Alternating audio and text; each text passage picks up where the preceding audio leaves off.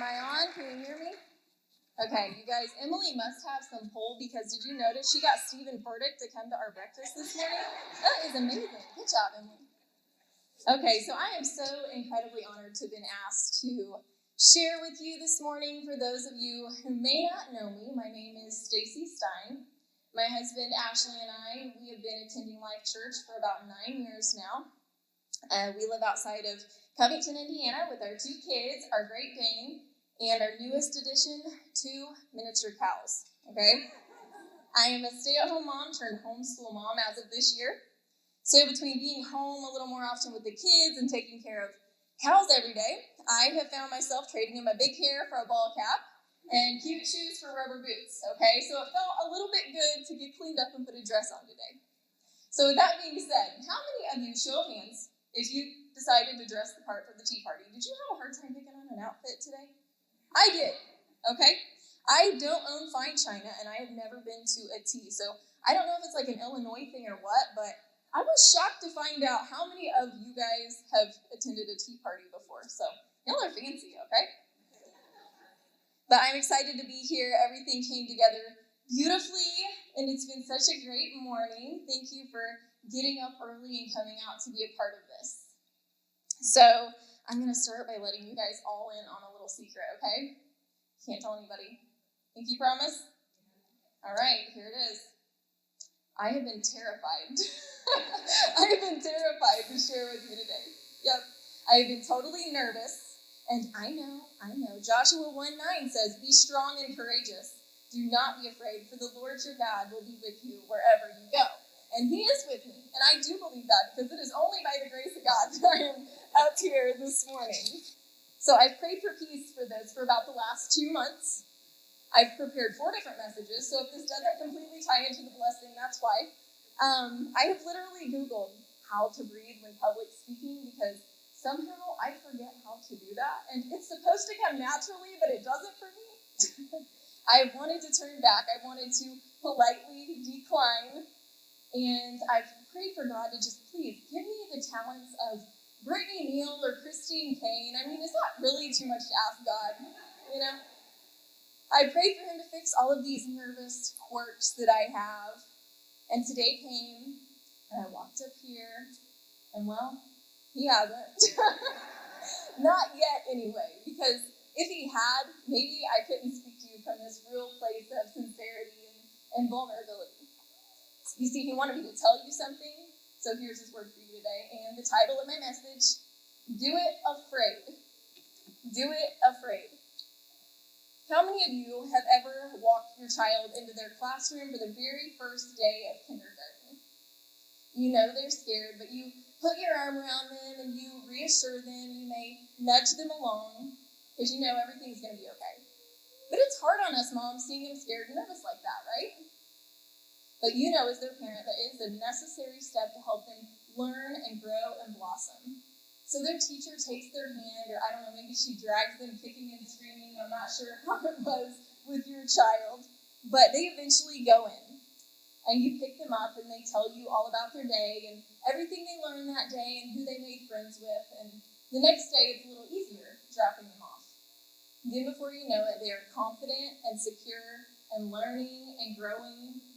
And they come to understand that even though they didn't see you for a while, you were there for them all along. And you were there to encourage them. And the fear that they once had in the beginning, it turned to courage because of the security that you provided them by being there every day to pick them up. I mean, there may have been that one time you forgot to pick them up, but it's totally fine. I'm sure they don't hold it against you. But often God will nudge us just like this. He knows we're scared, but he has a plan for our life. And though we can't see the whole picture, he wants us to grow and learn and blossom.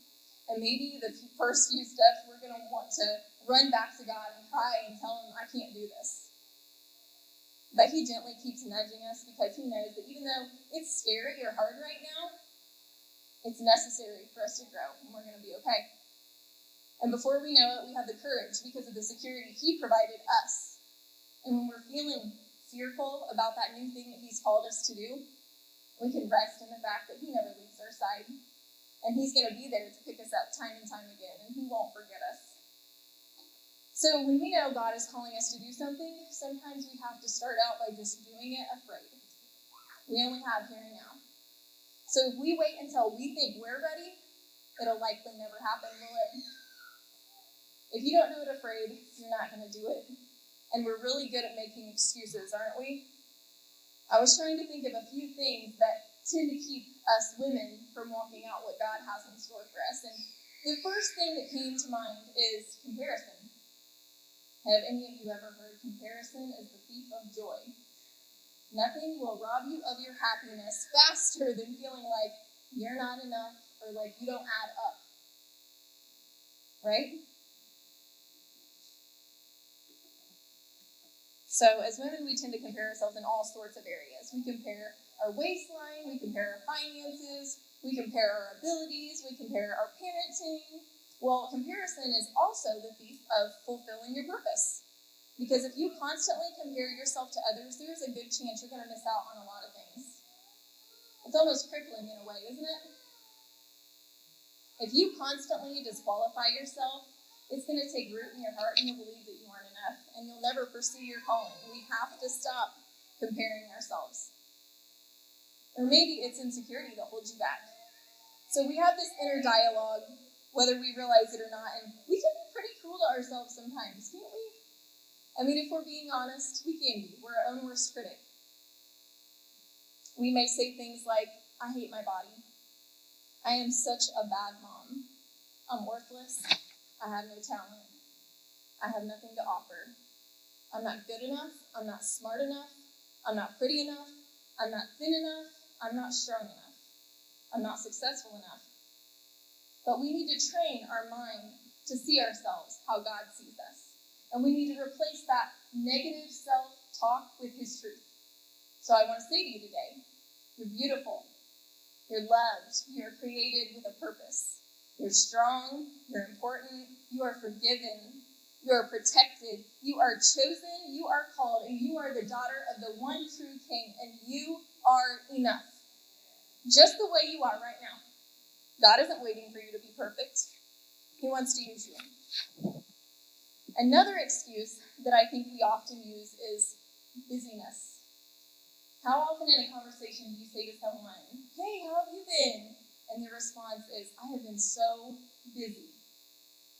We live in a world where we're told we need to do all the things and be all the things. And I fully believe it can be healthy to stay active, but I don't think we were ever intended to be this busy.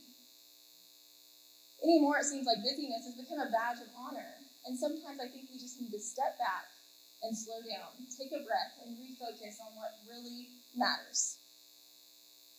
So I mentioned earlier that we are now a homeschool family for this season, so please pray for me, okay?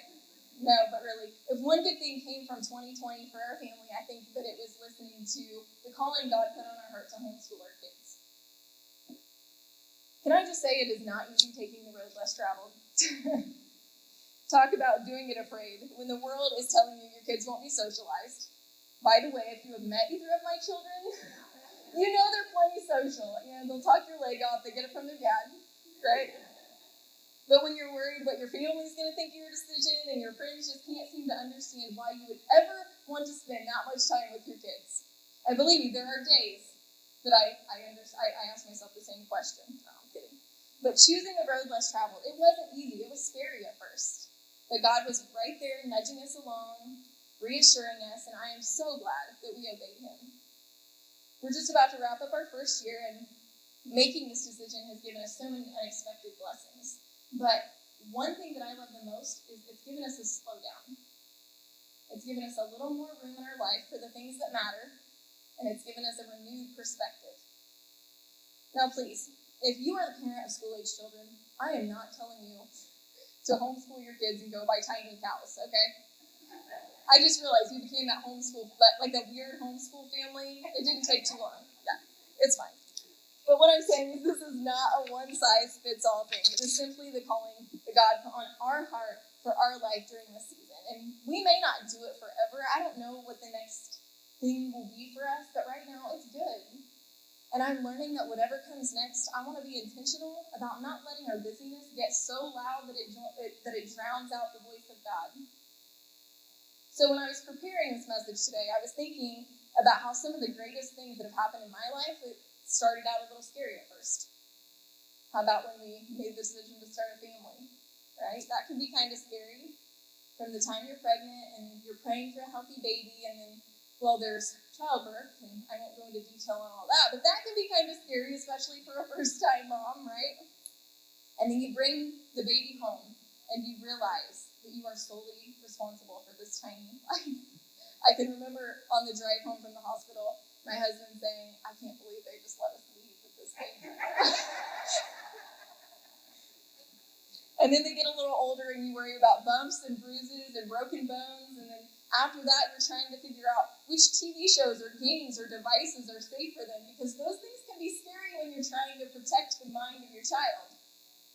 And then shortly after, they become teenagers and they start driving and dating. And well, we aren't quite there yet, but I can assure you that Ashley has a plan in place for when the whole dating thing rolls around. Probably sounds something like a country song, I'll let you. So another thing that can be scary is starting a business or taking a leap of faith with your career.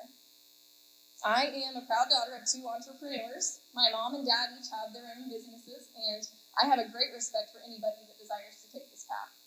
I have worked closely with both of them, and close enough to know that there are highs and lows in that journey. And I think that small business is the heartbeat of a town, and there's just something to be said for building something from the ground up. But owning your own business, it can be scary, but I think it takes grit and builds character, and we live in a world that sometimes lacks a little bit of grit, don't we? My husband also took a huge leap of faith with his career. He's been a steel mill worker for over 18 years, and with that comes a crazy work schedule. Long hours, working weekends, swing shifts, and that can be hard on a family. But about a year and a half ago, he decided to take a pretty significant pay cut just so he could finally work normal hours. And this normal work schedule that so many people take for granted, it's the schedule we dreamt of for a lot of years. And this was a big decision for our family, that he stepped out in faith, knowing that God would do his part. And not only did he get the job, he is in a great work environment, and he has since been promoted back to a day-turn millwright. So now we have every evening together as a family, and I have my husband next to me in church every Sunday. Yeah, give God praise. When we first became tithers, what about that? That could be scary, especially during the times when money is tight and it just doesn't seem like there's enough to go around. But his ways are not our ways, and we don't serve a God of just enough. We serve a God of more than enough. And I have no doubt that God used our obedience through tithing to bless his career move. We chose to remain faithful with our tithe, even through the hard times. And in fact, I wish I could say that we had remained this unwavering in other areas of our life as we did with our finances, because we saw the fruit of what came from that. And I can only imagine what God could do if we obeyed him the same in all other areas of our life. What about when we leave behind our old sinful nature and accept Jesus into our heart and make the decision to live for him? At first, it may feel like we're giving up a lot to take on this new life. We may not be completely sure what it's all about in the beginning, but it doesn't take long before we realize that the things that we left behind, they were never really good for us anyway. Those things don't even begin to compare to what God has to offer us. And well, let's be honest, this decision right here has the best outcome of them all. So I will say it again, do it afraid. If we hadn't said yes to Jesus, if we hadn't become tithers, if we hadn't gotten connected at church, if we hadn't started a family, if we hadn't gone for the job, homeschooled the kids, or if I hadn't said yes to speaking up here today, we would have never realized the blessings that God had intended for us.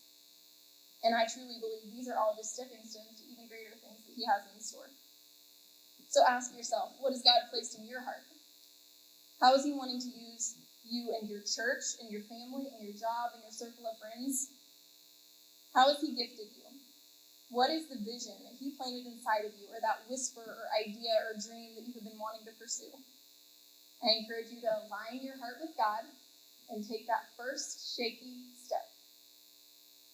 If anyone knows me well, you know I'm all about family.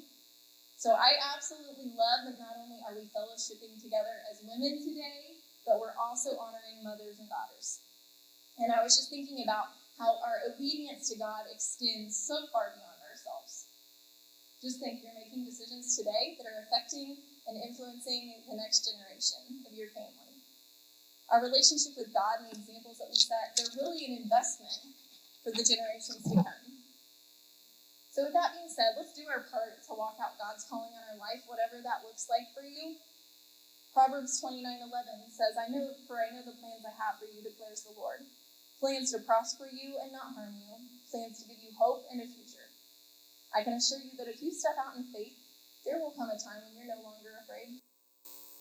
You don't have to be fearless. You just have to have an ounce more faith than you have fear. That's all I got.